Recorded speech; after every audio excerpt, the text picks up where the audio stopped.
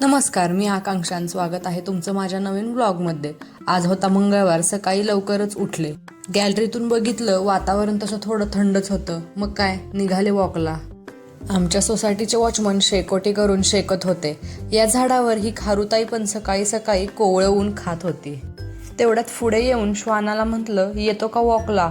मला म्हणाला, मी वॉकला गेलो तर सोसायटीची राखण कोण करणार?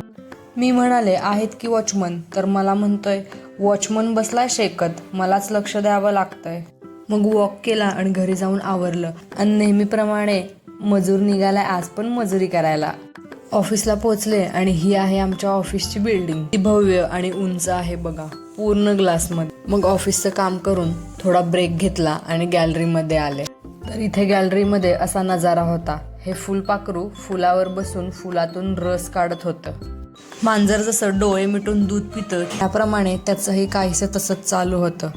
आता दिवसभराचं काम आटपून मजूर निघाला घराकडे. आजसाठी एवढंच. उद्या भेटू नवीन ब्लॉगमध्ये. तोपर्यंत लाईक, शेअर आणि कमेंट करायला अजिबात विसरू नका. Bye bye.